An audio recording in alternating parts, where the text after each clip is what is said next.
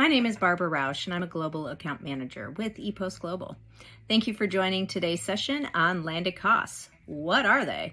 Well, a landed cost is the sum total of all of your expenses related to shipping your goods internationally. And many of companies who may import their products from foreign countries into the United States are probably familiar with landed costs, because you need to know that in order to price your item for sale here in the United States. So you may already be familiar with landed costs, but the same goes for if you're shipping outbound into another country, you will have landed costs there as well. If you are using a DDP solution, landed costs are important to you. If you want to prepay all those duties and taxes, you will need to know what your landed cost is. So in landed costs, what are the elements of a landed cost? You're going to have your cost of goods. That's like your base price, whatever you're selling those goods for. You will have your taxes and duties and tariff fees. So that could be your brokerage. That can be administrative fees from your IOSS intermediary. Any of those associated fees related to duties and taxes. You could also have risk and loss. So you could have insurance if you're paying for additional insurance. You want to include those costs. If you may have a higher risk of lost items or damaged items or things of that nature, a lot of companies, if you're shipping fragile items, they might add a bigger cushion to cover any loss in transit due to damage or just loss of shipping. Then you have your overhead and your administrative fees. So that would include your payment processing fees. That'll include any administrative fees. That could even include, your warehousing, your fulfillment, your exchange, currency exchange fees, all of that. Any of those additional administrative fees, that would be also included in your landed cost. One of the trickier aspects of calculating a landed cost is the duty and tax calculations. That's where most people get a little tripped up, because it is complicated. It is different depending on the countries that you're shipping to and even the types of products that you're shipping.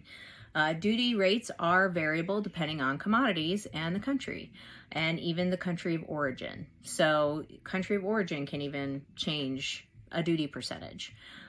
Taxes are more standardized, so those are a little bit easier. If your items are of lower value and below a duty threshold, then you generally are not going to see any duty being charged, and VAT is a more standard percentage. And it's much easier to calculate just VAT than it is to just calculate duty. So for customers with many, many products or who are shipping to many, many countries, having a duty and tax calculator can be very beneficial. This could be something that plugs right into your shopping cart.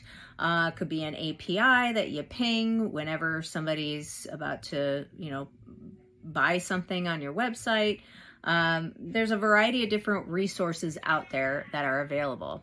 There's also websites that you can look up this information. Trade.gov is a great resource. This is the U.S. government's commerce website, so has a lot of information. You can be able to look up by HS code the duty and tax percentages for a specific country.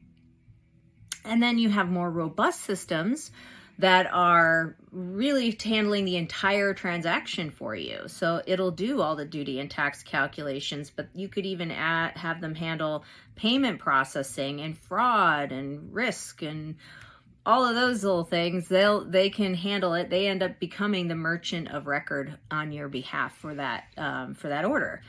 And so some companies decide to go that route because there's some protection there for them. The software company ends up being the merchant of record, so a lot of the risk ends up falling on them. And so it really depends on, what type of service that you are looking for and how do those services fit into your price point. You don't want to obviously add too many things into your landed costs that could end up pricing you out. Or make you uncompetitive. So that's where looking at better shipping prices or, different types of software packages that fit into that budget for the type of products that you're selling. And of course, you always have your ePost Global rep that can help you with any of your questions related to taxes and duties. That's what we're here for. I'm sure that is true for just about any shipping company out there. But we do have a customs inquiry team. So for our customers who come to us and have questions about taxes and duties, they can provide us with their products and their the countries that they're looking to ship to. And for our customers, we can provide that information back to them as well. So it really depends on, your price point and your, where do you need to be in order to be competitive in the marketplace. And that sometimes will dictate how robust of a system you're going to use, or if you're going to stick with some more simpler programs.